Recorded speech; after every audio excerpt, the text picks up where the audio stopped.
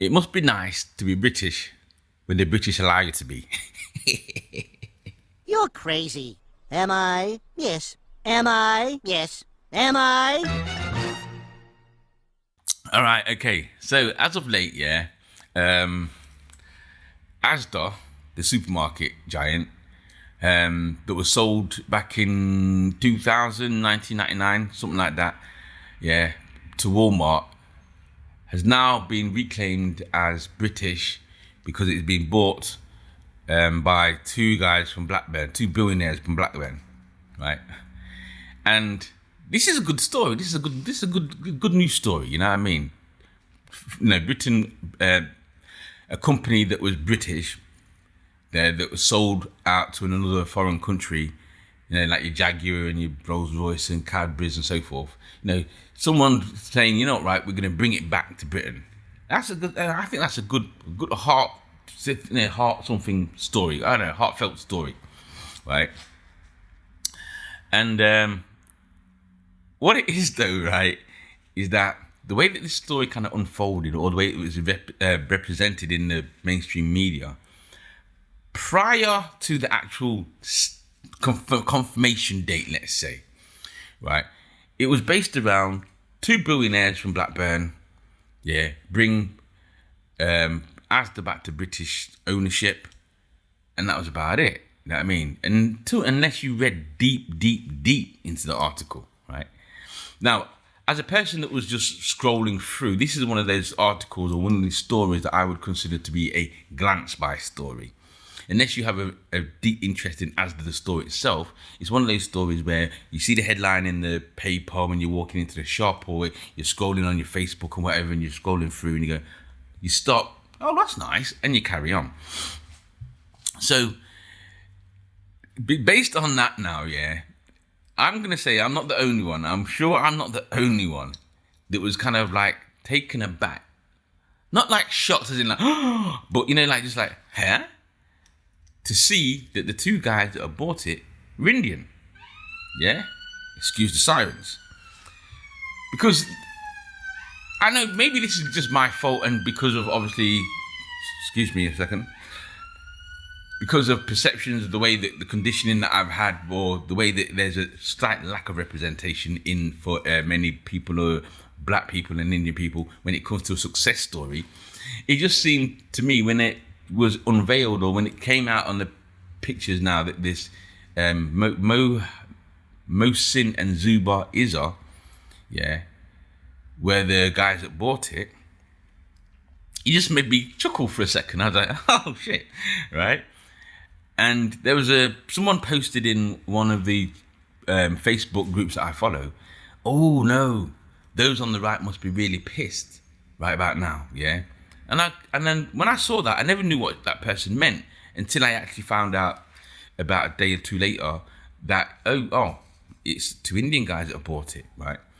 Because, like I said, yeah, when you look at the articles and you look at the way that it was presented prior to the actual confirmation buy date, yeah, I don't know why I did that, right?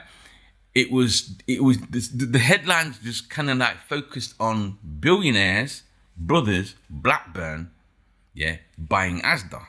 And if you look at the image that went with it, it was just a picture of the Asda store, right? And it's one of those ones where if you didn't know, you just assumed that they were going to be white people. You know, billionaire, brothers, all that, just like white people, right? So, again, to find out that they were Indian, it was just like, very interesting. And it kind of reminded me of a story, or not a story, a running joke that me and a friend have. And that running joke is that, as a person who's a Lewis Hamilton fan myself, yeah, I said that Lewis Hamilton was the greatest driver at present, in these present times, yeah, and it was due to him being black. You know, just messing about. I'm not saying that, I'm just messing about, yeah. And he argued, and he was trying to argue, no, well, it could be the fact that, you know, he's half white, innit? You know, he's mixed race. And I said, yeah, of course I know he's mixed race. But I was putting it down to, yeah, but it's that black side that's giving him, you know, the edge. You know what I mean? It's that, you know what I mean? And he was like, oh, it could be the white part that's giving him the edge. And we were kind of back and forth for a bit, for a second or two, yeah. And then I kind of just dropped this on him. I dropped this, like, I said, well, you know what, right? For as much as you fighting for him, for the white side of his heritage, yeah, you wouldn't be saying that if he was climbing through your window, right? And then we had a right good giggle about that, you know what I'm saying? And why I kind of like, what made me think of that story in this situation with the Asda thing, yeah, is that I noticed how certain British people and certain media outlets and whatever, they love to claim British or pencil Britishness into a story when it's a good news story, yeah. But however, had these two guys have been involved in, let's say, the grooming gang kind of like situation that they have up there in the north, in Blackburn and Rotherham and them sides, right? I can guarantee the headline would have their ethnicity and their not political beliefs, their religious beliefs plastered all over that. It would have read something like Pakistani grooming gang or Muslim members of grooming gang. You know, their ethnicity would have been at the forefront of distinguishing that they ain't British then.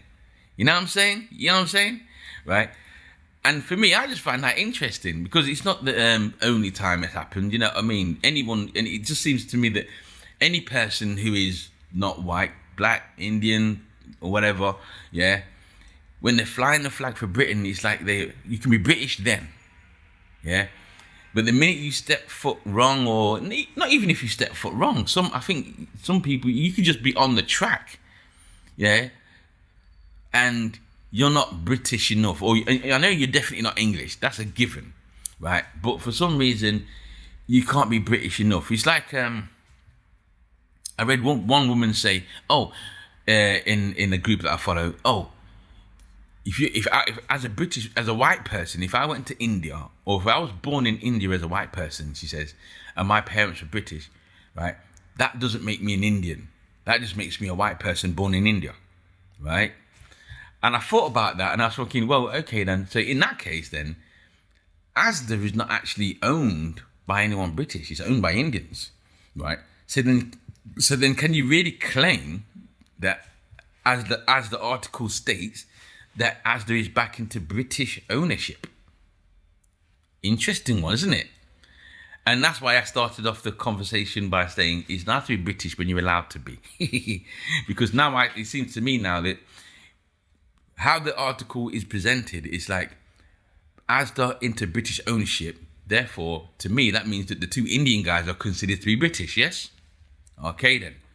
But again, it's one of those ones where had they have not been, let's say, doing what they're doing now, or had they been on the wrong side of the tracks, they wouldn't be so British then, even though technically they would have been born in Britain.